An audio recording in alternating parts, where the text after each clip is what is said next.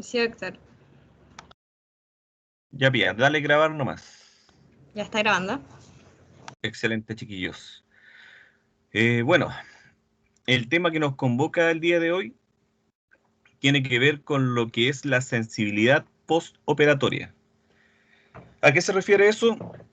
A toda aquella sensibilidad, molestia o dolor que haya inmediatamente posterior a la intervención de alguna pieza dentaria, cualquiera que ésta sea, ya sea algo que hagamos nosotros mismos, como también cualquier acción de daño que pueda causarse en los dientes, ¿ya?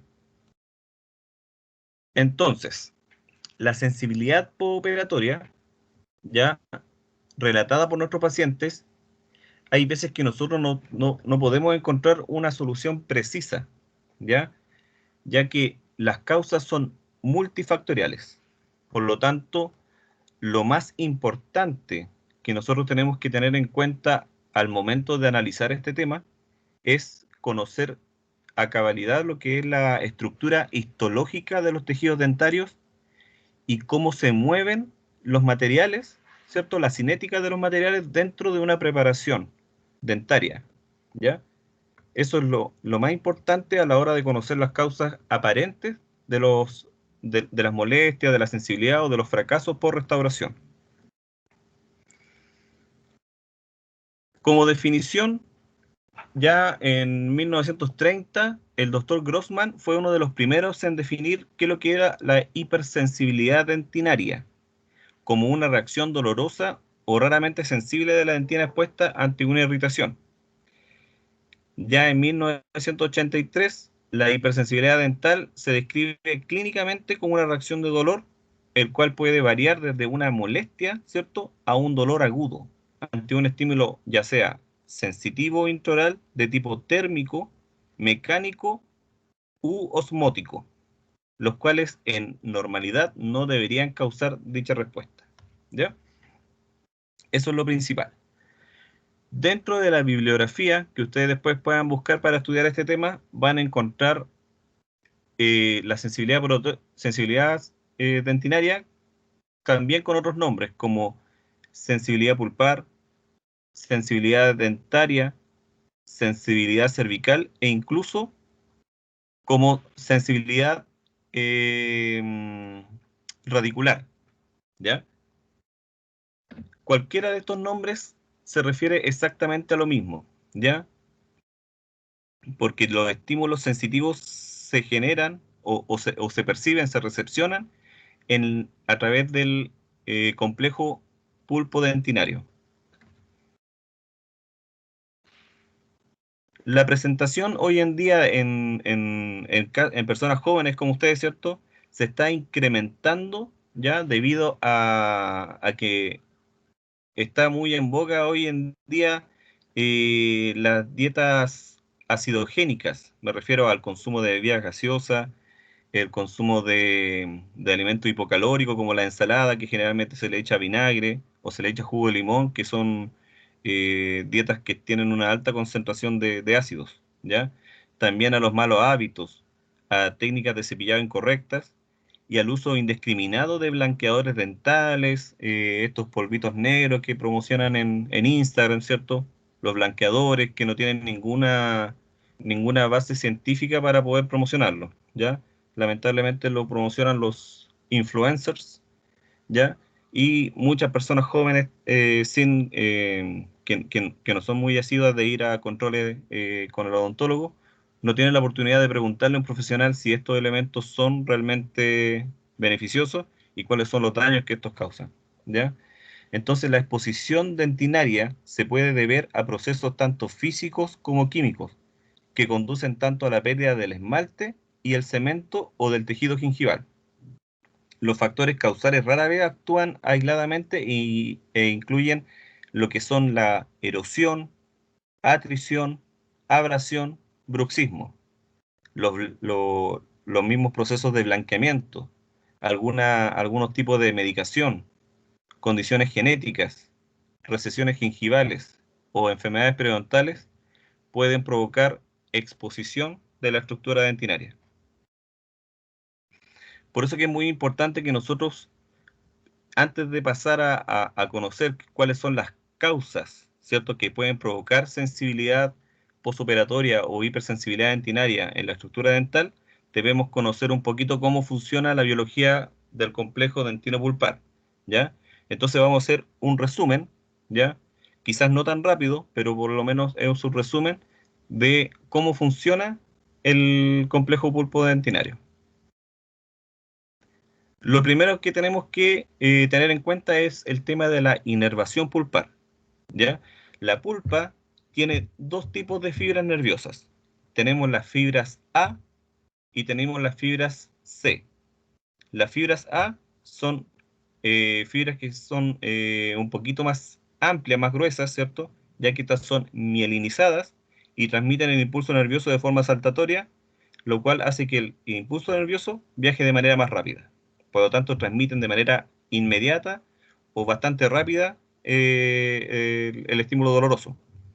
Y por otra parte tenemos las fibras tipo C, las cuales son amielínicas, son mucho más delgaditas, más pequeñas, y sus impulsos nerviosos se mueven de manera más lenta, en forma de onda. Por lo tanto, la conducción nerviosa no es saltatoria, sino que es de manera continua. ¿Ya? Eso tenemos que tenerlo en claro. Tenemos estos dos tipos de fibras nerviosas. Por lo tanto, estas fibras forman una red entremezclada, ¿cierto?, a nivel del plexo subodontoblástico, a partir del cual las fibras nerviosas se extienden hacia la capa odontoblástica, a la predentina e incluso dentro de la dentina a través de los túbulos dentinarios, finalizando como terminaciones nerviosas libres, ya rodeando la prolongación odontoblástica. Tenemos que tener en cuenta las características de estas fibras. Las fibras tipo A son nociceptores mecánicos hidrodinámicos de umbral bajo, responsables de la sensibilidad dental o dolor localizado. ¿A qué me refiero con umbral bajo? Que ante un pequeño estímulo, ¿ya?, estas reaccionan rápidamente, por lo tanto transmiten el dolor más rápido, al ser mielinizadas, ¿cierto? Y las fibras tipo C son receptores polimodales, ¿ya? ¿A qué me refiero polimodales? Que pueden transmitir impulsos por estimulación mecánica, química, de distinto tipo, y es de umbral más alto. ¿Qué quiere decir? Que necesitan un mayor estímulo, ¿ya?, para generar recién la sensibilidad de dolor. Estas fibras C se localizan de manera más profunda en la pulpa y son insensibles a estímulos hidrodinámicos, pero sí muy sensibles a estímulos inflamatorios, como puede suceder en la pulpitis, cuando se inflama la pulpa, o pueden provocar, son los que también son los causantes de provocar los dolores sordos, esos que no se pueden localizar. Cuando el paciente le relata que le duele cierta zona de la cara, de los dientes, pero no puede decir cuál es el diente que le duele. Se ha comprobado también de que los túbulos dentinarios están muy bien inervados. Ya como les dije yo, las terminaciones nerviosas incluso llegan a la zona, atraviesan la predentina y llegan hasta los inicios de la dentina. En esta región, cerca del 84% de los túbulos contienen fibras nerviosas provenientes del plexo subodontolásticos e incluso pueden extenderse hasta 200 micras hacia el interior, ¿ya? ¿Y esto dónde se produce? Se produce en las zonas de los cuernos pulpares, ¿ya? Los cuernos pulpares son los que tienen la mayor concentración de terminaciones nerviosas. Por ejemplo, déjenme un ratito, puse el puntero láser para irle mostrando. Denme un minutito nomás, porque mi computador es demasiado lento. Ahí sí. ¿Se ve el puntero láser, Pía? Sí, doctor. Ya. Entonces, bueno, mi dibujito es pequeñito, pero ahí se alcanza a ver que tiene hartas ramificaciones, lo que son las terminaciones nerviosas. Ahí sale un cuadro un poquito que lo agranda, ¿cierto? Y se concentran en la zona de los cuernos pulpares. Y eso tienen que tenerlo muy en cuenta al momento de después enfrentarse a realizar preparaciones en los dientes, ¿ya? Preparaciones clase 1, clase 2, clase 3, clase 4, ¿cierto? Que tenemos que tener en cuenta que en esa zona la dentina es demasiado sensible, ¿ya? Demasiado sensible. En la mitad de la corona disminuye la cantidad de túbulos inervados y la extensión intratubular de las fibras es más corta. Y en contraste, en la dentina radicular se encuentra pobremente inervada incluso en la zona más interna. Acá hay otra imagen de un diente anterior, ¿cierto? Donde ustedes pueden ver que quizás tiene una sola cúspide, ¿cierto? O un borde incisal, pero es lo mismo, ¿ya? En esa zona, ¿cierto? En la que coincide con la forma de la cúspide, ¿cierto? Esa es la zona más inervada que tiene la pulpa. Y a medida que vamos bajando al tercio medio, tercio cervical, en la zona radicular, ya tiene mucho menor concentración de terminaciones nerviosas. En cuanto a la estructura dentinaria y de los odontoblastos, en la dentina coronal, del 80 al 90% de los túbulos contienen procesos odontoblásticos en los tres niveles, ¿ya? Tercio oclusal o tercio incisal, tercio medio y tercio cervical. No obstante, algunos autores como Kohler y Fischer afirman que el proceso odontoblástico solo se extiende hasta 0,7 micrones dentro de los túbulos, ¿ya? Pero como en cualquier estudio, no hay una verdad absoluta con respecto al tema. Pero sí tenemos que tener en cuenta que los, los odontoblastos se extienden dentro de los túbulos dentinarios a través de su prolongación odontoblástica, ¿ya? Y dentro de los túbulos dentinarios, ¿ya? Donde se aloja la prolongación odontoblástica, también tenemos que recordar que estos no están secos por dentro, sino que tienen un fluido dentinario, ¿ya? Algunos dicen que es de naturaleza extracelular, ¿ya?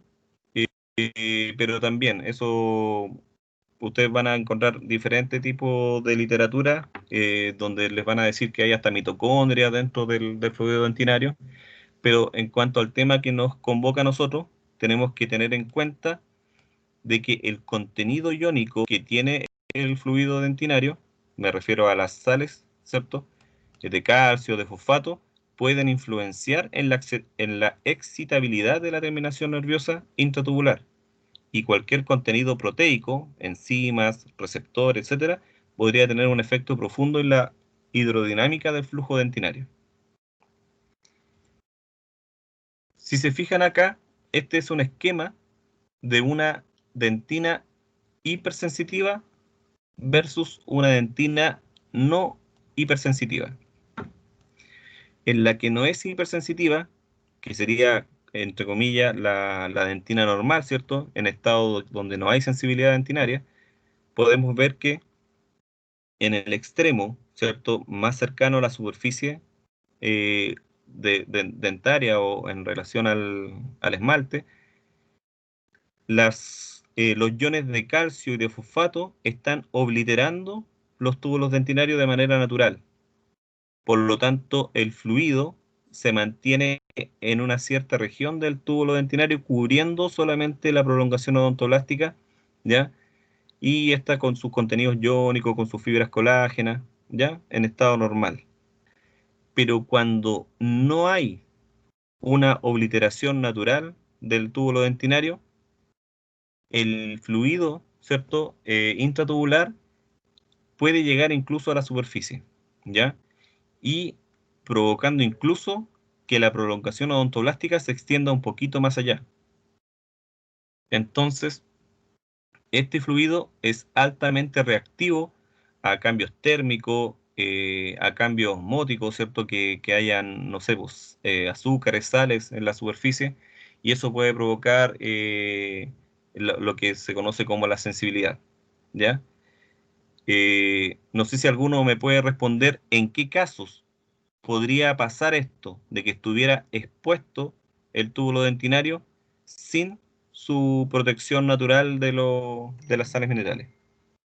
¿Algún voluntario que me pueda responder?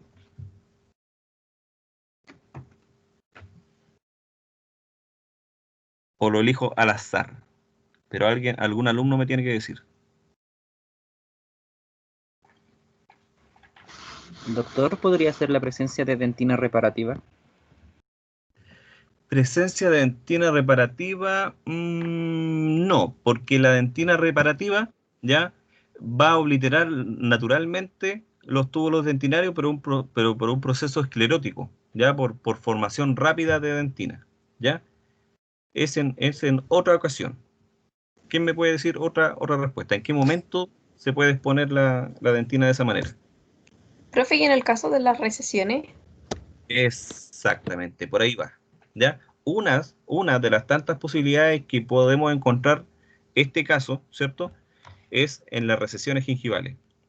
Porque la dentina está cubierta, ¿cierto? Por el esmalte. El esmalte vendría siendo el protector del complejo dentino-pulpar. Y el resto de la zona radicular está cubierta por hueso, por tejido periodontal, por encía. Pero cuando nos enfrentamos a enfermedades periodontales o a la acción mecánica del cepillado traumático, ¿ya? Y se empieza a exponer la zona radicular, ¿ya? Esa dentina que estaba cubierta por cemento, ¿ya? Empieza a desaparecer, el cemento no es tan duro como lo es el esmalte, y se puede empezar a disolver con la dieta acidogénica, por la abrasión del cepillado traumático, ¿cierto? Y expone de esa manera los túbulos dentinarios. Y ahí se convierte en una dentina hipersensible, ¿ya? Y la otra forma es cuando se produce caries, cuando se rompe, ¿cierto?, la continuidad del esmalte y tenemos dentina expuesta, ¿ya? También va a empezar a comenzar el tema de la hipersensibilidad, a reaccionar de cierta manera a la dentina, ¿ya? ¿Y cuál es la otra forma? Es cuando nosotros actuamos de manera como el operador, válidos por fresas, ¿cierto? Por piedras diamantadas, cuando realizamos corte o preparación en la dentina. Nosotros también vamos a provocar un corte del túbulo dentinario, por lo tanto, justo en la zona de corte va a estar totalmente expuesto y se va a producir inmediatamente la extravasación del fluido del túbulo dentinario. ¿Ya? Eso tenemos que tenerlo en cuenta. Entonces, fisiológicamente la dentina no es un tejido que esté constantemente percibiendo estímulos. No obstante, cuando su protoplasma vital, es decir, su componente del túbulo y fluido dentinario quedan expuestos, transmiten en alguna forma las sensaciones táctiles y así también los cambios térmicos, los cambios químicos, los cambios osmóticos hacia la pulpa dental. Sin embargo, este mecanismo de estimulación de la dentina a la pulpa no ha podido ser claramente explicado, ¿ya? Por lo tanto, nosotros nos encontramos con teorías y mecanismos de la transmisión del dolor dental. Y dentro de la bibliografía, nosotros vamos a encontrar tres teorías principales. Una es la modulación neural, la segunda es la transducción del odontoblasto, y la tercera es la teoría hidrodinámica. Y acá tenemos un esquema bastante simple de las tres teorías, la teoría A, la B y la C. La teoría neural, ¿qué decía? Dice que la prolongación, ¿cierto? Estas flechitas representan la fibra nerviosa. Como la fibra nerviosa, nosotros en la diapositiva anterior expliqué que se prolongaba, ¿cierto?, en terminación nerviosa dentro del túbulo dentinario, rodeando la prolongación odontoblástica. Si hay una estimulación en la superficie, esta puede ser captada por esta fibra o esta terminación nerviosa y ser transmitida a la pulpa y de la pulpa, ¿cierto?, al cerebro y provocar la estimulación nerviosa, ¿ya? La teoría de la transducción representa al odontoblasto como si fuera una neurona más, donde la estimulación la va a recibir la prolongación odontoblástica y esta, a su vez, a través de enzimas, de proteínas, receptores, transmite ciertos neurotransmisores o pseudoneurotransmisores a un receptor en la pulpa, ¿cierto?, de nervioso, y este transmitiría el dolor. Estas han sido descartadas, estas dos teorías, debido a que han hecho pruebas colocando, por ejemplo, anestésicos locales en esta zona, ¿ya? Generando el estímulo para provocar la sensibilidad y se produce de igual manera. Por lo tanto, lo que dicen algunos otros estudios que estas terminaciones nerviosas que están dentro del túbulo, ¿ya? Tienen que ver con poder modular o regular lo que está pasando con la prolongación odontoblástica y no de transmitir el dolor. Lo mismo la prolongación odontoblástica, no tiene nada que ver con transmitir el dolor a un receptor nervioso. Entonces, ¿cuál es la teoría que está con mayor estudio y mayor ratificada? Es la teoría C, que es la teoría hidrodinámica, que quiere decir que lo que le pase al fluido del túbulo dentinario, eso va a provocar cambios osmóticos, ¿cierto? Y esos cambios osmóticos de los iones que están en los fluidos y de las proteínas que están en este fluido se transmitan hacia la pulpa, ¿cierto? Llegando al plexo nervioso subodontoblástico y transmitiendo el dolor hacia el sistema nervioso central. ¿Dudas con respecto a esta parte?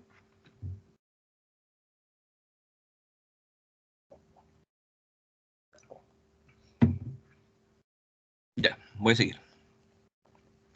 Entonces, la teoría hidrodinámica, también conocida previamente como la de Brandstone y Armstrong, que fueron los que la describieron, tiene un fuerte respaldo experimental, la cual plantea que un estímulo provoca el desplazamiento del líquido dentario, ¿cierto?, localizado en los túbulos dentinarios.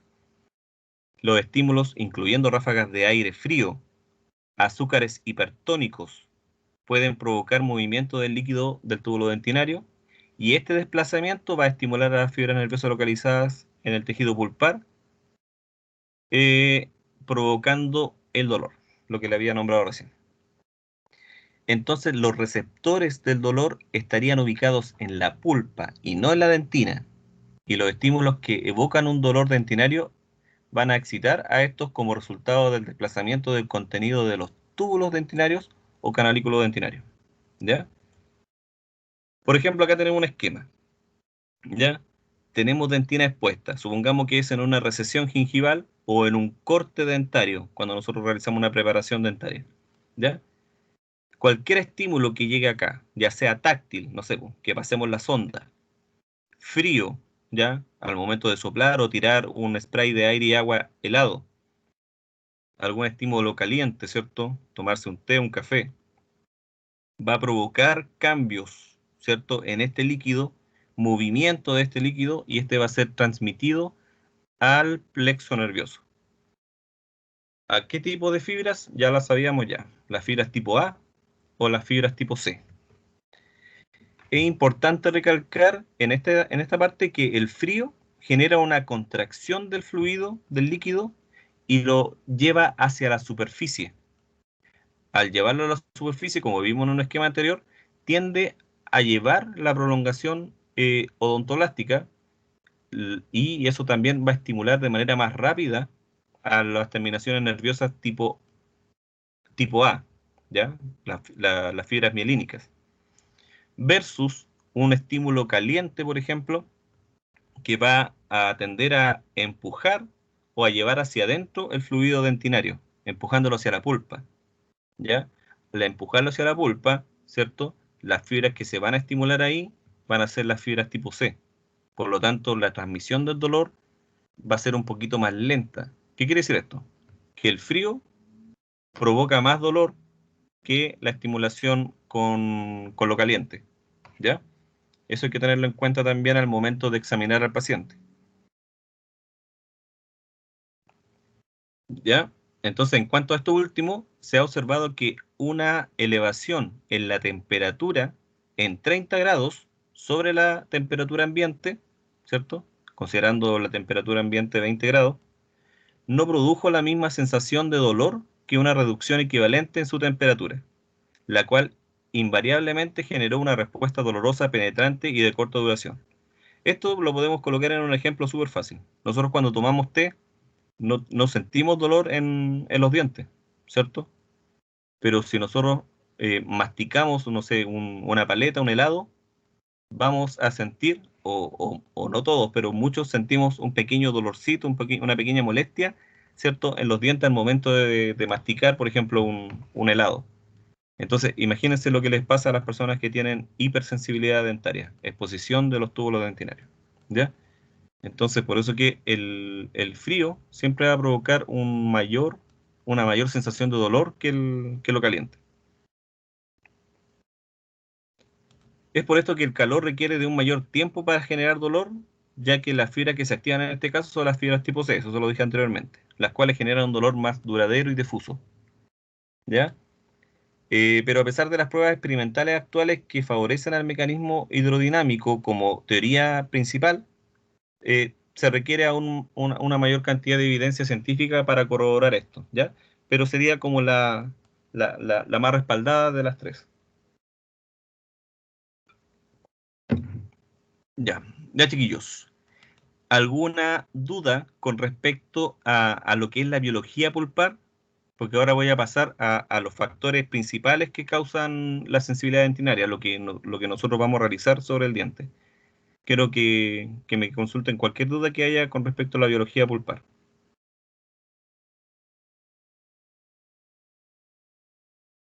¿Ninguna? ¿No hay mano levantada, Pía? No, y en el chat tampoco han escrito. Ya, espero que estén despiertos, ¿eh? Ya, entonces pasemos a lo principal. Los factores que causan sensibilidad dentinaria, ¿ya? Tenemos factores físicos y tenemos factores químicos, ¿ya? Los factores físicos son el calor friccional, la presión de corte y la deshidratación. Por lo menos yo en segundo año, cuando le paso instrumental rotatorio, equipo de impulsores, le hablo sobre la presión de corte, sobre el calor friccional, ¿ya? Creo que también hemos hablado sobre la deshidratación, ¿ya? Así que para que estén atentos a lo que vamos a hablar ahora. El calor friccional, ¿ya? Se refiere, ¿ya? a- al roce, ¿cierto? Que se va a producir mecánico, al roce mecánico que vamos a provocar nosotros al momento de utilizar un instrumental rotatorio, ¿ya? Los procedimientos restauradores terapéuticos, protésicos y eventualmente los estéticos, como realizar quizá una carilla, exigen realizar desgastes de las estructuras dentarias mineralizadas según convenga la técnica restauradora escogida. La consecuencia inmediata de preparar los dientes de manera clásica, es decir, valiéndose de fresas y piedras para provocar desgaste, ¿cierto?, del diente, va a provocar exposición de la dentina. Ello va a ocasionar diversos estímulos al complejo dentino-pulpar y la respuesta frecuentemente se manifiesta como sensibilidad postoperatoria. Entonces, nosotros tenemos que preguntarnos, ¿la dentina es una estructura refractaria?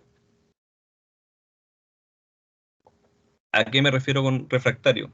Es capaz de soportar los cambios de temperatura bruscos que pueda provocar el calor friccional. El trauma mecánico producido por la preparación dentaria va a depender de la profundidad de la cavidad, es decir, del espesor de dentina remanente que quede, ¿cierto?, entre la cavidad y el tejido pulpar, además de la manera de cómo se realice el procedimiento, ¿ya? Sack y Cohen demostraron que un aumento de la temperatura intrapulpar de 5,5 grados resultaba en un índice del 15% de muerte pulpar, ¿ya? Solamente 5 grados de elevación de la temperatura. Entonces, las excesivas presiones de corte o de desgaste pueden provocar calor friccional y, a su vez, deshidratación de la dentina cuando no se provee una adecuada refrigeración o cuando las preparaciones se ejecutan o se acaban en seco, ¿ya? Yo sé que nosotros en preclínico, ¿cierto? Realizamos prácticas de desgaste en fantomas, en dientes artificiales, ¿cierto? Que muchas veces ocupamos solamente nuestro contraángulo con fresas, con piedras, ¿ya? Pero cuando trabajemos en dientes naturales, cuando trabajemos con pacientes, nosotros por lo menos cuando trabajemos con alta velocidad, vamos a trabajar con refrigeración. Y siempre tenemos que estar pendientes de que nuestra turbina esté generando un buen fluido, una buena cantidad de irrigación de agua o de spray aire-agua. Pero también nosotros vamos a trabajar con contraángulo. Vamos a eliminar dentina con fresas de carbide y las vamos a realizar en seco, sin irrigación, ¿ya? Y ahí es donde tenemos que tener especial cuidado de trabajar con presiones de corte de manera intermitente. También lo tenemos que hacer con la turbina cuando realicemos con refrigeración, ¿ya? Pero tenemos que realizar presiones de corte de manera intermitente, ¿cierto? Para no generar una presión de corte continua en un lugar específico, en el lugar donde contacta el instrumental rotatorio y la parte activa, ¿cierto? Sobre la superficie dentaria, para no provocar, no provocar un aumento de temperatura, ¿ya? Si nosotros vamos a trabajar eliminando dentina cariada, tenemos que tratar de hacerlo, ¿cierto? Eliminándola con instrumental manual, con cucharetas de caries, sacando la dentina reblandecida, ¿ya? Y después nosotros tenemos que hacer terminaciones con fresas de carbide a baja velocidad, pero trabajando de manera intermitente y humedeciendo, ojalá, constantemente y enfriando con spray de aire y agua con nuestra jeringa triple, y a medida que vamos lavando también lo que vamos sacando, para que la dentina se mantenga húmeda y también se mantenga a baja temperatura.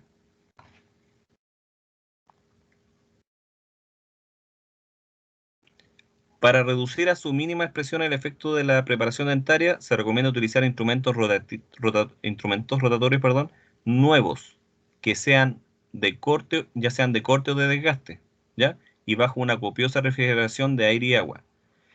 Las fresas de carbide, ¿ya? De alta y de baja velocidad, y las piedras de diamante no son eternas, ¿ya? Duran una cierta cantidad de ciclos, porque las piedras diamantadas, ustedes lo conocieron cuando hicimos la clase de instrumental rotatorio, tiene partículas de diamante, ¿cierto? Partículas abrasivas adheridas a la superficie de la parte activa. Y esa, a medida que las vamos ocupando, se van desgastando, se van saliendo, ¿ya? Por lo tanto, mientras menos efectividad de corte tiene nuestro instrumental, mayor cantidad de fricción va a provocar. Y su consecuencia es la elevación de la temperatura. Lo mismo con las fresas.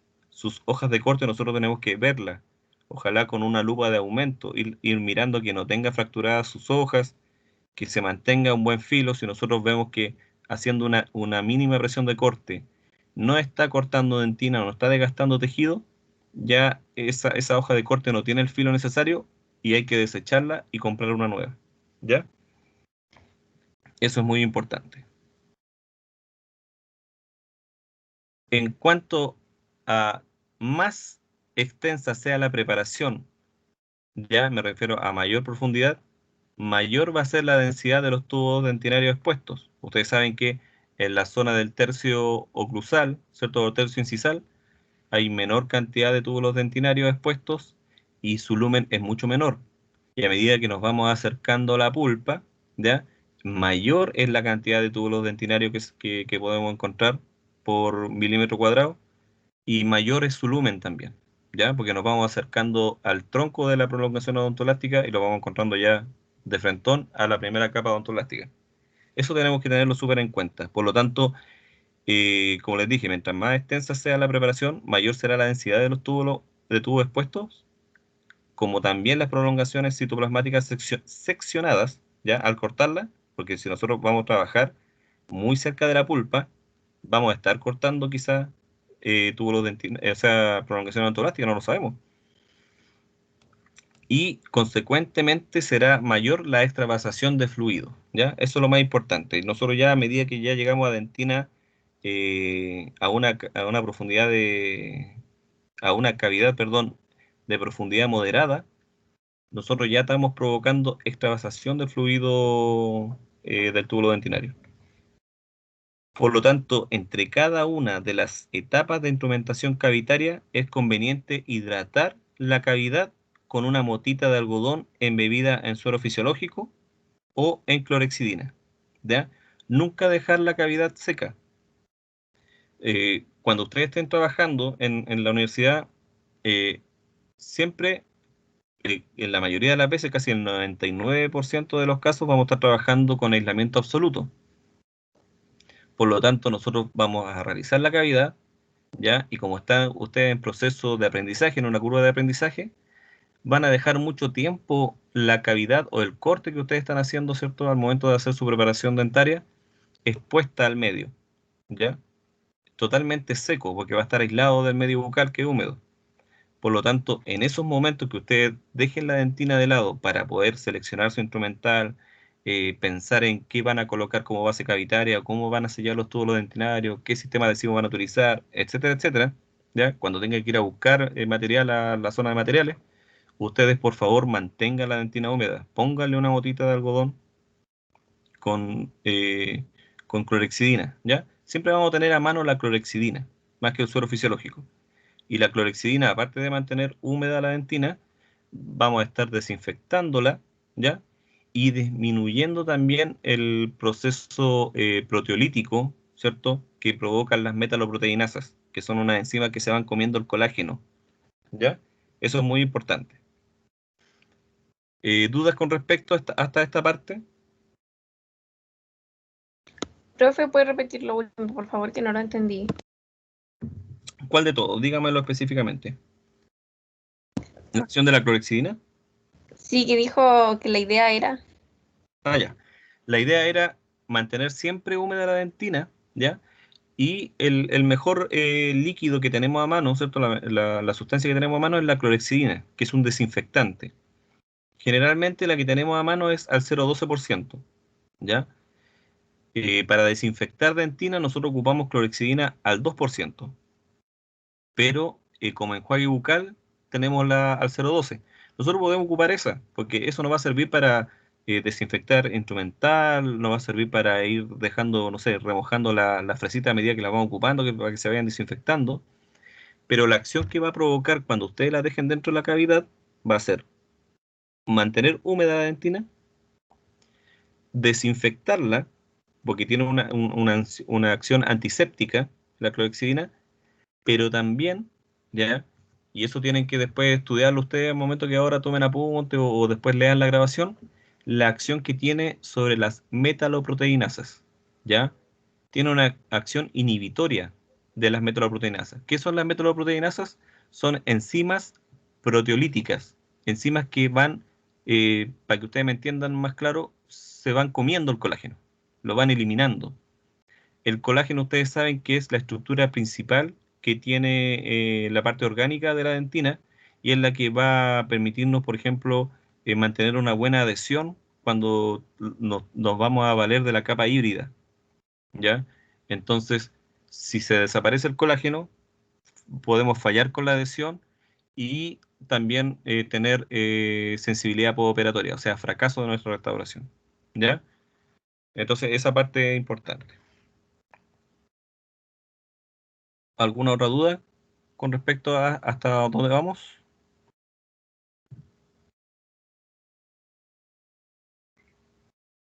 Ya, seguimos. ¿Aló? ¿Alguien me dice algo? ¿No? No elige, gracias. Ah, ya, ya. Sigamos. En cuanto a la deshidratación exagerada, ya, como estamos hablando que es muy importante mantener la humedad de la dentina, ya, porque la dentina es naturalmente húmeda. Es un tejido que tiene una alta concentración orgánica, tiene el fluido de los túbulos dentinarios, mantiene prolongaciones odontolásticas a su interior, entonces nosotros tenemos que mantenerla húmeda. También puede darse la deshidratación exagerada cada vez que nosotros secamos con la jeringa triple, ya sea para eliminar el polvillo de cuando eliminamos dentina, eh, cuando estamos generando el corte con spray aire y agua y queremos sacar el exceso de agua. Siempre nosotros nos vamos a tender a soplar, ¿cierto?, con nuestra jeringa triple. Y ahí es donde tenemos que tener cuidado nosotros, ¿ya? lo mismo al momento de tomar quizás una impresión dental. Terminamos nuestra preparación sobre el diente para poder tomar una impresión, para hacer una prótesis fija, para hacer una incrustación o cualquier restauración indirecta. Nosotros tenemos que secar, ¿cierto? La preparación dentaria para poder tomarle una impresión, ¿ya? Porque acuérdense que las siliconas de impresión o la mayoría de los materiales de impresión que tienen alta fidelidad de detalle son materiales hidrófobos, ¿ya? Entonces tenemos que mantener seca la estructura dental. Entonces ahí es donde nosotros tenemos que tener cuidado, ¿ya? Entonces un diente que esté desvital da prácticamente lo mismo porque al estar desvital no tenemos tejido pulpar, no tenemos sensibilidad postoperatoria, podemos secar a discreción. Pero un diente que está vital tenemos que protegerlo siempre. Si una vez que nosotros terminamos una preparación dentaria, ¿ya? Lo ideal es sellar inmediatamente la dentina, ¿ya? Eso tiene que grabárselo a fuego. Apenas nosotros terminemos la preparación dentaria, ya sea para restaurar una cavidad, ¿cierto? Después de eliminar caries, para cualquiera de las clases 1, 2, 3, 4 o 5, o para realizar preparaciones dentarias para prótesis fija o incrustaciones dentarias, en dientes vitales, nosotros tenemos que sellar inmediatamente la dentina. ¿Y cómo lo hacemos? Sellándola con nuestro sistema adhesivo, ¿ya? Cualquiera que tengamos, adhesivo universal, adhesivos de sexta generación, adhesivos de cuarta, quinta, pero nosotros tenemos que sellar los túbulos dentinarios que recién cortamos, ¿cierto? Para poder evitar justamente que se provoque un daño dentro de la estructura pulpar. Al momento de sellar los túbulos dentinarios, no hay extravasación del fluido intratubular, no se va a provocar los cambios, la estimulación que nombra la teoría hidrodinámica, por lo tanto, la pulpa se va a mantener tranquilita, sanita, sin inflamarse, ¿ya? Eso va a provocar que no tengamos sensibilidad postoperatoria eh, posterior a que nosotros terminemos nuestra restauración, ¿ya? Ahora bien, el secado abundante, ¿cierto? Es una cuestión de apreciación personal. ¿Cuándo nosotros podemos saber que una dentina está húmeda o todavía está mojada o está demasiado seca? Es, depende de la percepción de cada uno, ¿ya? Y sobre todo ustedes que recién van a empezar a aprender, recién van a ver cavidades, ¿cierto? Cuando hagan sus primeras cavidades en los dientes naturales, es súper difícil darse cuenta qué es lo que estamos haciendo. Entonces, ¿cuál es el ejemplo que les doy a ustedes como alumnos? ¿Ya? Es imaginarse la playa, ¿ya? Nosotros en la playa, en la orilla de playa, siempre vamos a encontrar la zona donde rompe, ¿cierto? Donde se recoge la ola. Hay una zona de arena seca, ¿cierto? Una zona de arena húmeda, donde nosotros caminamos, la sentimos húmeda, pero no nos moja los pies. Y hay otra zona que nosotros, aparte de mojarnos los pies, se nos hunden los pies, por ejemplo, ¿ya? Es lo que se me ocurre a mí para poder explicarles qué es lo que es algo que está mojado, húmedo o seco, ¿ya? La idea es mantener la dentina húmeda. La dentina húmeda, si nosotros la vemos, no se ve reseca, no aparece un color así como blanco tiza, como ustedes lo han podido ver en in vitro en el esmalte dentario, pero tampoco tiene que quedar con exceso de agua. ¿Cuál es la forma más correcta de secar la dentina para poder después llevar a cabo nuestro proceso de aplicar nuestro sistema adhesivo? Es secándola con algodón, ¿ya? Con una torulita de algodón, puede ser con trocitos de papel absorbente, ¿ya? También puede ser, ¿ya? Pero tratar de evitar soplar con la jeringa triple, ¿ya? La jeringa triple tiene al tener mucha presión, genera, puede provocar secar excesivamente la dentina, ¿ya? Tratemos de hacerla con turulitas de algodón, con trocitos de papel absorbente. Y esto tiene que estar, obviamente, si estamos trabajando dentro del diente y lo estamos desinfectando, ¿cierto? Con clorhexidina, que estas turulitas y estos trocitos de papel absorbente estén estériles, ¿ya? Así como ustedes esterilizan el instrumental de examen, ustedes hacen unos pequeños sachets y van esterilizando bolitas de algodón pequeñitas y trocitos de papel absorbente, ¿ya? ¿Dudas con respecto a esto? Para poder pasar a los factores químicos. Ya, voy En a el chat. continuar. Nada, ya. Sigamos. Ya. Entonces, eso eran los factores físicos, ¿ya? Ahora tenemos que hablar de los factores químicos, ¿ya? Dentro de los factores químicos tenemos la provocación de gaps dentro de la estructura dentaria una vez que nosotros colocamos nuestro sistema adhesivo, colocamos nuestra restauración, el efecto del ácido para poder acondicionar nuestra estructura dental. Tenemos también el efecto que tienen los mismos adhesivos, ¿cierto? La química del adhesivo en nuestra estructura dental. El factor C, que se refiere al factor de contracción de polimerización de nuestra resina compuesta, también de nuestro sistema adhesivo, ¿ya? Y los factores relacionados a las condiciones clínicas del diente, ¿ya? Entonces, vamos a ir viendo, ¿ya? Quiero destacar una cosa. Los factores físicos, ya, incluso hasta antes, ¿cierto?, de la odontología adhesiva, ya se conocían. Pero con la revolución de la adhesión, ¿cierto?, desde 1955, cuando Bonocore planteó el hecho de acondicionar la estructura dentaria con ácidos para poder adherirse micromecánicamente al diente, ¿ya? Y después cuando Bowen creó el BGMA, ¿cierto? Que es el material principal, ¿cierto? O la molécula principal que posee los sistemas adhesivos, la resina compuesta en 1965, marcó una fase única en la odontología restauradora, ¿ya? Podríamos decir que desde ese momento, desde los años 70, ya podemos adherirnos químicamente al diente. Pero al adherirnos químicamente al diente tenemos que acondicionarlo. Y al acondicionarlo empezó a surgir mayor sensibilidad postoperatoria después de que nosotros restaurábamos los dientes, ¿ya? Entonces tenemos que tener en cuenta cuáles son los factores que esto la causan. Tenemos que tener claro primero que los gaps, ¿ya?, son espacios de aire que quedan, ¿cierto?, al momento de sellar la dentina o de restaurar la dentina, ya sea al momento de aplicar el material como una vez que estos hayan polimerizado, ¿ya? Entonces, el hecho de que quede un espacio de aire entre el diente y la restauración va a provocar que en esa zona se produzca una exposición.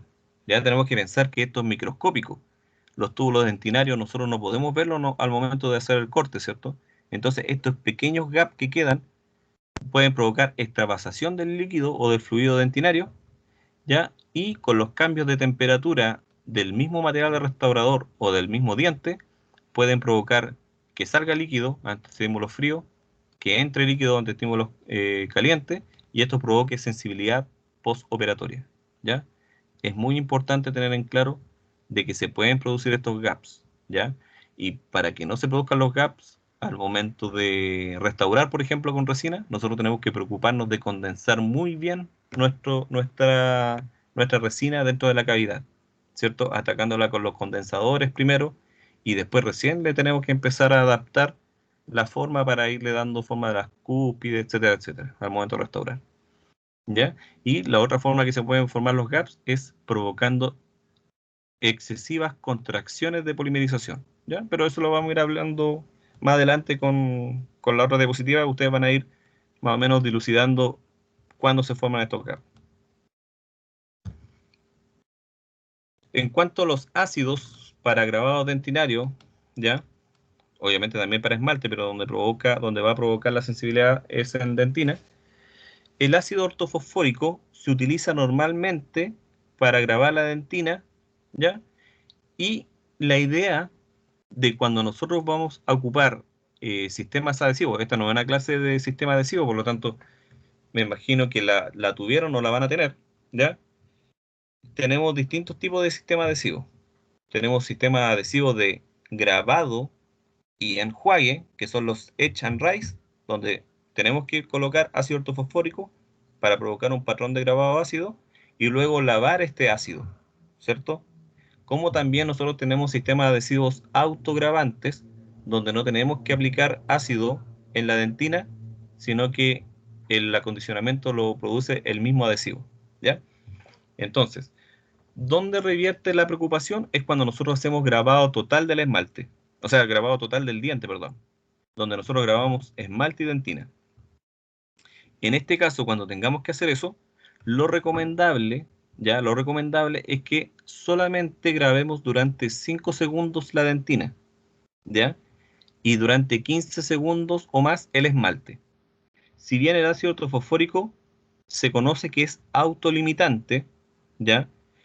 El ácido no graba eternamente el esmalte o la dentina, sino que a medida que va desmineralizando, se va provocando la precipitación de fosfato de calcio, de las sales minerales que va desmineralizando de la estructura dentaria, y esta va perdiendo pH, ya va perdiendo acidez, perdón, y se va neutralizando, ¿ya?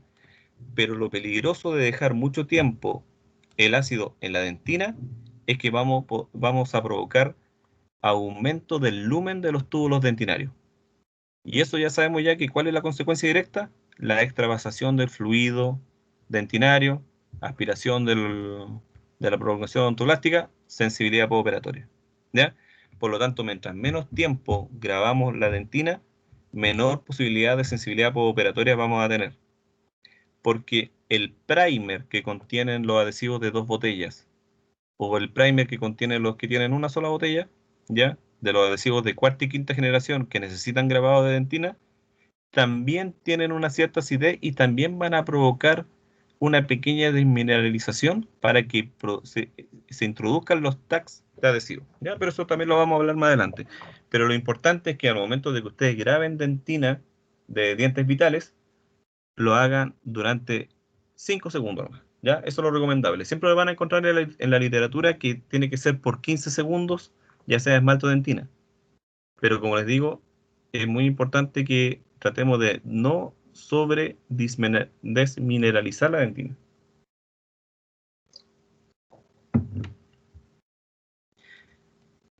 Por eso que viene en forma de gel, ¿ya? Entonces podemos nosotros colocar ácido primeramente en el esmalte, ¿cierto?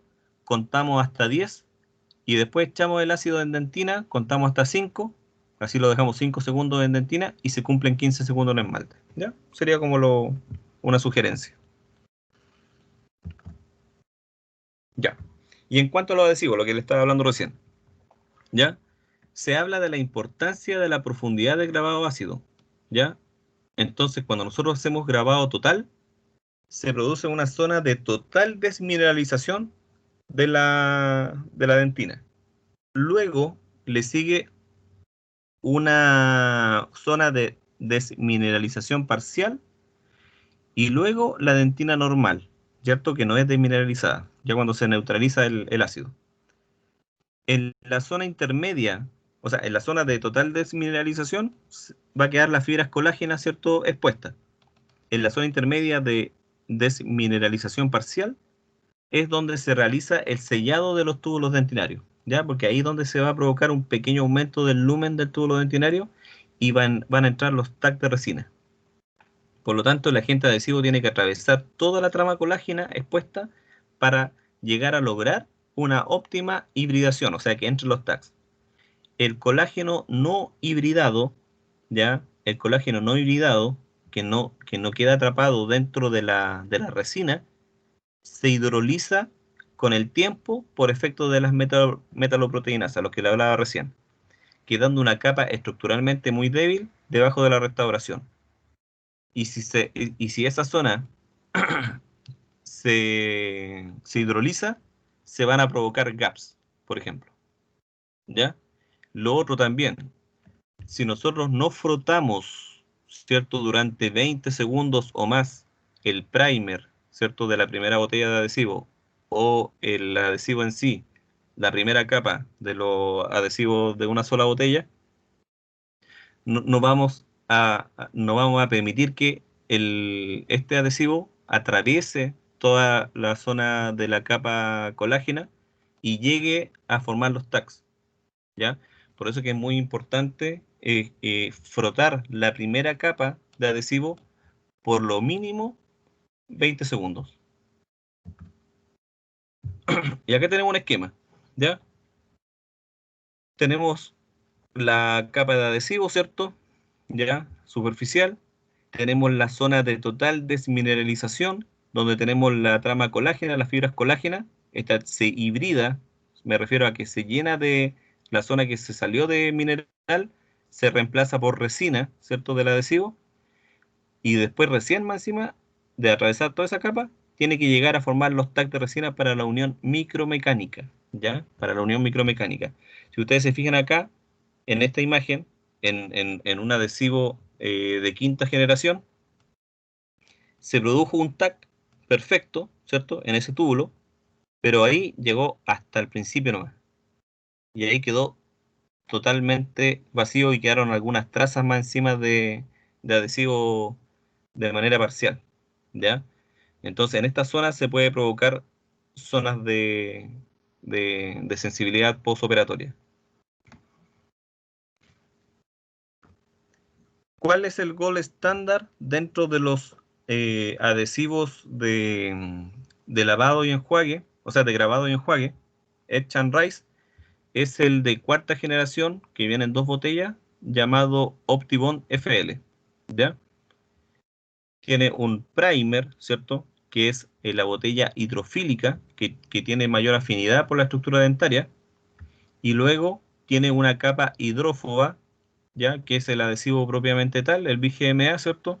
Que va a quedar protegiendo a la capa híbrida y provocando la hidrofobización de la estructura. Ustedes aplicando este adhesivo, ¿ya? Cualquier otro, pero este que es el gold estándar, ustedes van a provocar un sellado inmediato de la dentina, ¿ya? Y para que este tenga mayor efecto, ¿cierto? Lo recomendable es, previo al grabado ácido, es pulverizar la superficie con un chorro de abrasivo, en este caso óxido de aluminio, ya a una cierta presión sobre la superficie del diente para prepararlo, para asperizarlo, para que pueda recibir de mejor manera nuestro sistema adhesivo. Fíjense en estas dos imágenes. Este es un muñón, ¿cierto? Recién preparado, recién cortado, con las marcas de las rayitas, de las fresas, todo eso. Y después de ser pulverizado, ¿cierto? Con óxido de aluminio, miren cómo queda, ¿ya? Esto se le conoce como arenado. El arenado es otra forma de acondicionar la superficie de la estructura dentaria, ¿ya? Después podemos realizar nuestro grabado ácido, lavar profusamente y aplicar nuestro sistema adhesivo. ¿Todo bien hasta ahí? ¿Alguna duda?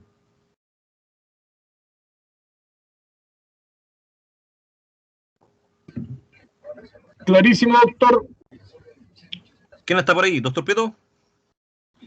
Ese mismo. Excelente. Autorizado entonces. A seguir. Ya, seguimos. Y también tenemos los adhesivos que son de autograbado, ya los self-etch. Estos sistemas de autograbado no necesitan que nosotros coloquemos ácido en la dentina, ¿ya? Solamente tenemos que grabar esmalte, ¿ya? El esmalte, cualquier sistema adhesivo que ustedes ocupen, tienen que grabar, ¿ya? Porque la adhesión a esmalte es netamente micromecánica. En cambio, la adhesión en dentina depende de lo que le estaba hablando, de que la resina ocupe, ¿cierto? Y rodee todas las fibras colágenas expuestas y también tenga la capacidad de entrar con microtags dentro de los túbulos dentinarios, ¿ya? Entonces los sistemas adhesivos de autolavado que vendrían siendo los de sexta generación, ¿cierto? Que vienen generalmente en 2 botellas, también un primer hidrofílico y un sistema adhesivo hidrófobo, y también están los que también se conocen como self-etch son los sistemas adhesivos universales, ¿ya? O de octava generación. Funcionan muy bien en dentina, ¿ya? Producen una disolución de la porción inorgánica de la dentina, tal y como lo hacen los ácidos convencionales, ¿ya? Pero lo hacen a través de monómeros funcionales ácidos, ¿ya? Pero eso sí, a diferencia de los ácidos convencionales como el ácido ortofosfórico, que es un ácido fuerte, los monómeros ácidos que contienen los adhesivos autogravantes son ácidos débiles, ¿ya? ¿Qué provoca esto? ¿Ya? Que sea la desmineralización, ¿cierto? Un poquito más controlada. Entonces, a medida que va desmineralizando, ¿cierto? Va rodeando inmediatamente las fibras colágenas y al momento de ampliar el lumen de los túbulos dentinarios, va penetrando también la resina al interior de los túbulos, ¿ya? Entonces, después de unos segundos, se neutraliza con la presencia de la misma dentina que han disuelto, al igual como pasa con el ácido ortofosfórico, ¿cierto? Se van precipitando las sales de fosfato, de calcio, los minerales, y al fotocurarlo, forman una unión micromecánica con la dentina, produciendo la adhesión, ¿ya? Pero si nos fijamos en esta imagen, ¿ya? En esta imagen se eliminó, ¿cierto? Esta es la zona de la dentina, se eliminó la capa inorgánica de la dentina, solamente hay resina compuesta, la capa hidrófoba, ¿cierto? Y los tags de resina dentro de los túbulos dentinarios. Miren la cantidad de tags que se produjeron con un sistema autogravante. Mucho mejor, ¿cierto? Mucho mejor que un sistema, por ejemplo, de quinta generación que de la imagen que le había mostrado anteriormente. Entonces, una mala adhesión en esta interfase permite el movimiento de fluidos dentro de los túbulos dentinarios, produciendo sensibilidad postoperatoria. Es por eso que los adhesivos self-etch o de autograbado son conocidos como los adhesivos que producen menores casos de sensibilidad postoperatoria, ¿ya?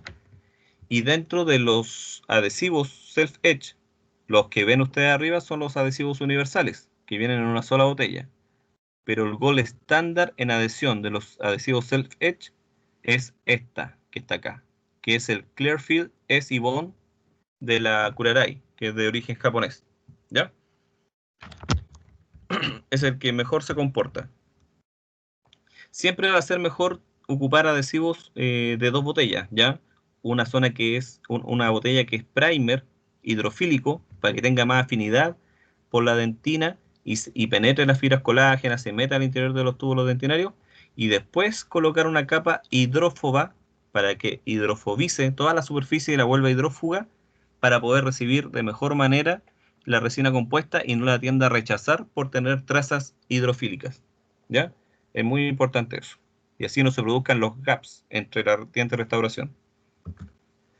Y según el punto de vista biológico, para el tema es evidente que la utilización de sistemas adhesivos después de la extracción de caries, especialmente en el piso cavitario, podría ser un problema, ¿ya? También, cuando se trata de cavidades profundas, los componentes residuales de los sistemas adhesivos o de los materiales resinosos restauradores pueden difundirse a través de los túbulos dentinarios y causar daños importantes al tejido pulpar y provocar sensibilidad. ¿A qué voy con esto? Cuando estamos ante cavidades muy profundas, y eso lo tenemos que ver comparando la radiografía dental, ¿cierto? Una buena bite-wing bilateral. Tenemos que analizar la profundidad de la caries, ¿cierto? Y saber hasta dónde llega nuestro cuerno pulpar, nuestro techo de cámara, y cuánto hemos avanzado con nuestra cavidad. Nosotros podemos más o menos calcular aproximadamente si estamos cerca o no de la pulpa, ¿ya? Mientras más cerca de la pulpa estamos, mayor cantidad de túbulos dentinarios, mayor lumen de estos, mayor extravasación de fluidos de una dentina húmeda, y también estamos muy cerca de la capa odontoblástica. Entonces, en esas zonas de mucha profundidad, nosotros tenemos que valernos de nuestras bases cavitarias, ¿ya? Y no colocar adhesivo directamente en esa zona, ¿ya? Entonces, dentro de los materiales que nosotros podemos ocupar en estos casos, serían los nuevos materiales de protección de tino pulpar, que son los conocidos como los biocerámicos, ¿ya? ¿Se acuerdan que por lo menos yo me acuerdo de este curso, fuimos enfáticos con el material de protección del tino pulpar de tipo biocerámico, como los Teracal, Biodentin, ¿cierto? Que se comportan mm, tan bien desde el punto de vista biológico, ¿cierto? Y desde el punto de vista de la fisiología pulpar, sino que también se comportan mejor mecánicamente como sus antecesores, como el hidróxido de calcio, el vidrio ionómero, ¿ya? Tienen mejor comportamiento y tenemos que ocuparlo solamente como liner, ¿ya? ¿Ya? Solamente como liner. Ya cuando nos alejamos, siempre va a ser un punto pequeño de mayor profundidad, ¿ya? Y ya cuando protegemos con nuestro material de protección de tino pulpar, nosotros tenemos que ya lograr un sellado periférico completo con nuestro sistema adhesivo y luego restaurar.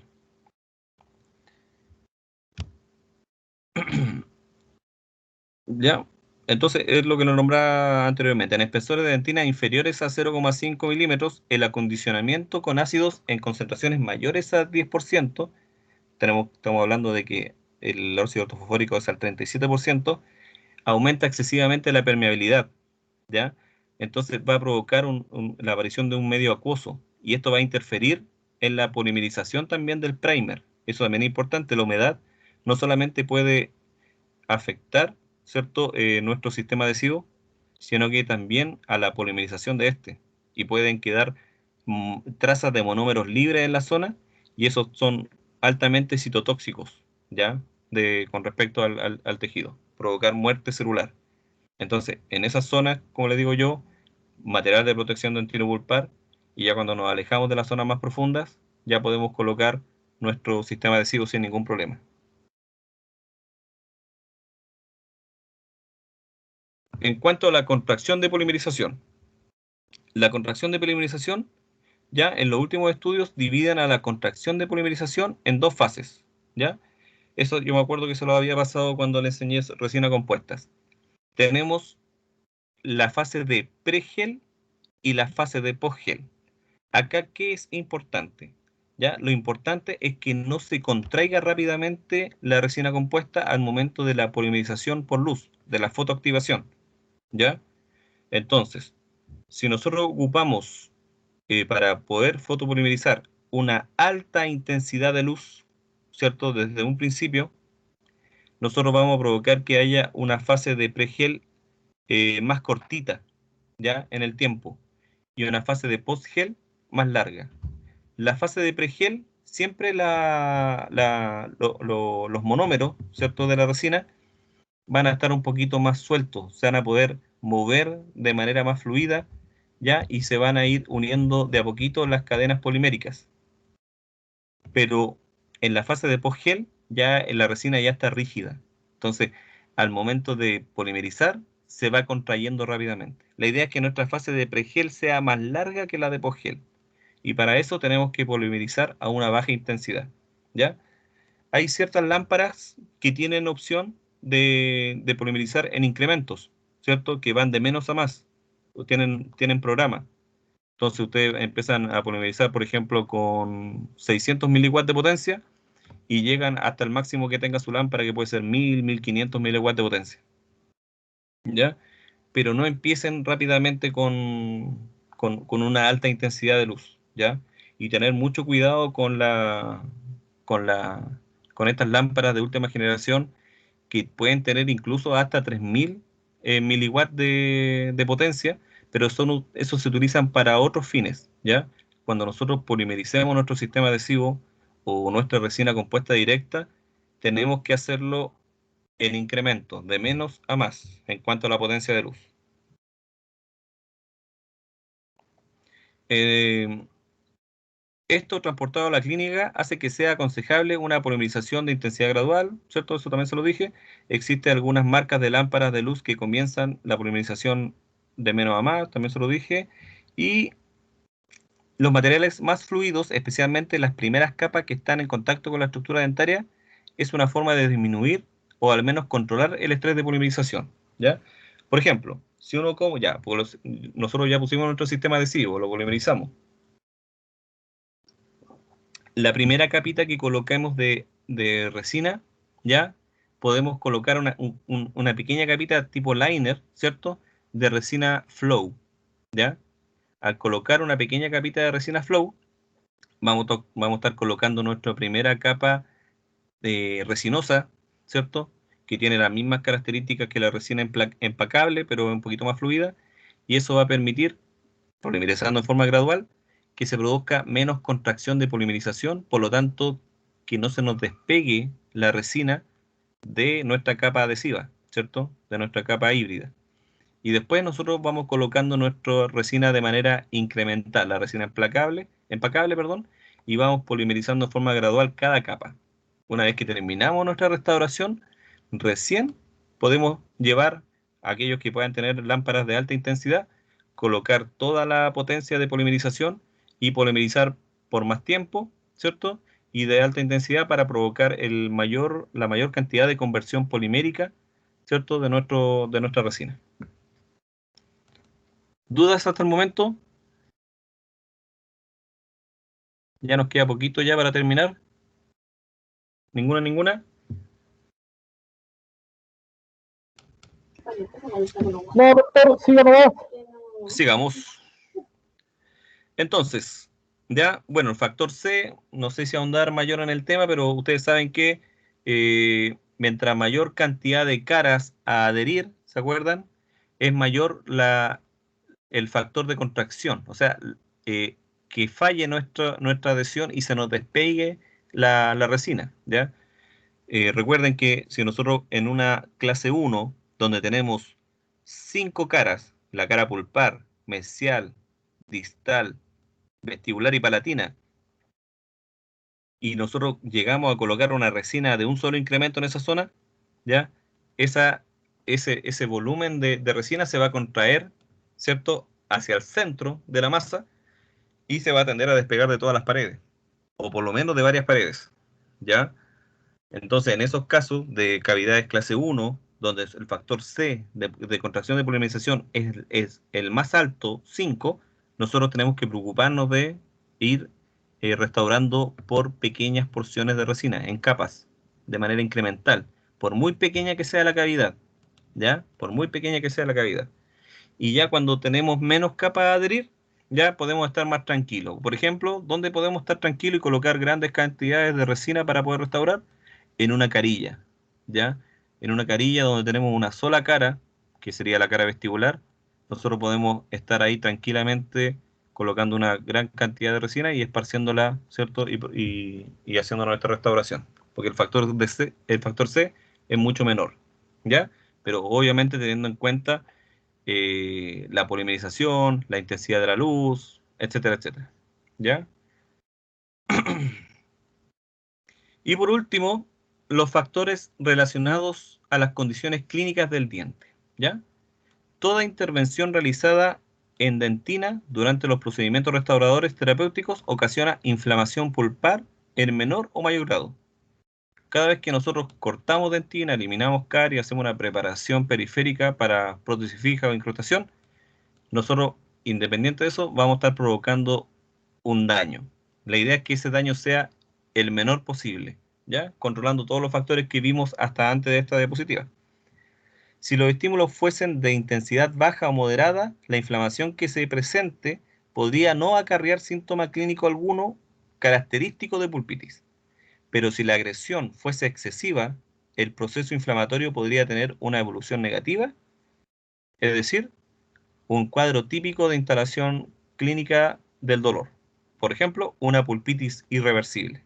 O sea, que ya no tenga vuelta y el diente empieza a doler, empieza a doler, empieza a producirse necrosis pulpar, inflamación, y esto finaliza en el tratamiento de endodoncia, en la eliminación del tejido pulpar, ¿ya? Y no queremos llegar a ese punto. Cuando sigamos. Acá. Entonces, en consecuencia, se entiende como tejido pulpar inflamado a la condición patológica reversible de la pulpa en cualquiera de sus estadios, con o sin manifestación clínica. ¿Ya? ¿Se puede inflamar la pulpa si nosotros tenemos una caries? Sí. ¿Es reversible? En varios de los casos, si es que la agresión no es mayor para poder provocar inflamación o pulpitis irreversible en el diente. Lo mismo cuando estamos haciendo la preparación. Las alteraciones pulpares derivadas de los estímulos preexistentes, me refiero a que si una caries llegó a provocar inflamación pulpar, ¿cierto? Hiperemia pulpar, y el diente ya viene afectado, ¿cierto? Su tejido pulpar, tenemos que tener siempre cuidado. Desde una simple hiperemia hasta la pulpitis irreversible se pueden identificar sobre la base de cuadros de sensibilidad provocada o espontánea. Nosotros tenemos que, ante una caries demasiado grande, ¿cierto? O al momento de hacer la anamnesis, el paciente nos relata dolor espontáneo, que no pudo dormir en la noche, tenemos que tener ojo, o sea, tenemos que hacer test de vitalidad pulpar, test de estímulo, antes de ponernos a restaurar el diente, ¿ya? Porque quizás nosotros no vamos a provocar la sensibilidad postoperatoria, sino que el paciente ya venía con un cuadro inflamatorio de la pulpa. La restauración debería realizarse únicamente a partir del conocimiento cabal de la condición pulpar previa. Y acá tienen un cuadrito para que ustedes después lo puedan ver, lo puedan leer, ¿ya? Donde tenemos el cuadro comparativo de la inflamación pulpar reversible, cuáles son la sintomatología del dolor, el color del diente y lo que podemos ver en la radiografía, versus la inflamación pulpar irreversible, ¿ya? Esto lo pueden analizar en su momento. Y los factores, entonces, si al proceso inflamatorio pulpar se sumase la invasión bacteriana, sea por exposición directa al medio bucal de la pulpa, por filtración marginal de la restauración o por vía sanguínea anacoresis, se podría desencadenar un proceso de necrosis por licuefacción del tejido pulpar. Este, por sus características anatómicas y estructurales, tendría poca opción de recuperarse, ¿cierto? Nada. Ahí, directo a la endodoncia. Asombrosamente, muchas veces dicho proceso puede evolucionar sin ninguna sintomatología clínica, ¿ya? Por lo tanto, la pulpa puede necrosarse sin que el paciente acuse dolor o que él siquiera se pueda dar cuenta, ¿ya? Entonces, muy importante, antes de hacer nuestra restauración del diente, hacer test de vitalidad pulpar, tomar siempre radiografías, nunca confiarse en hacerlo sin una radiografía previa, ¿ya? Tanto biweek bilateral para ver la extensión de las caries, ¿cierto? Como periapical para ver el estado del periápice y si es que no hay alguna lesión periapical, granuloma, quiste o ensanchamiento del ligamento periodontal que pueda acusar que ya hay una lesión establecida de manera crónica. Y eso sería la clase de hoy, chiquillos. ¿Alguna duda? ¿Consulta?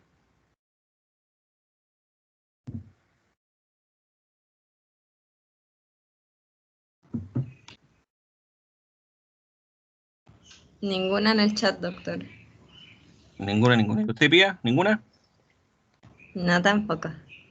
Todo claro. Excelente. Doctor Prieto, ¿algo que acotar?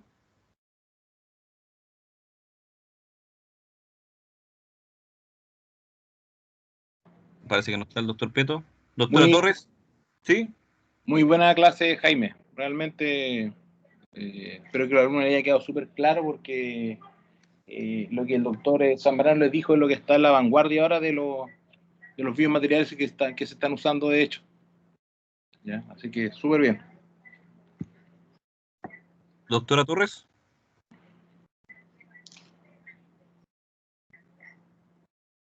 Doctor Ferraz, ¿está usted no me parece? Sí, así veo. Ya, entonces el llamado, chiquillos, es a estudiar todas las ramitas que surgieron por ahí con respecto a los temas de adhesión, acondicionamiento de la estructura dentaria, ¿ya? Preparaciones cavitarias, ¿ya?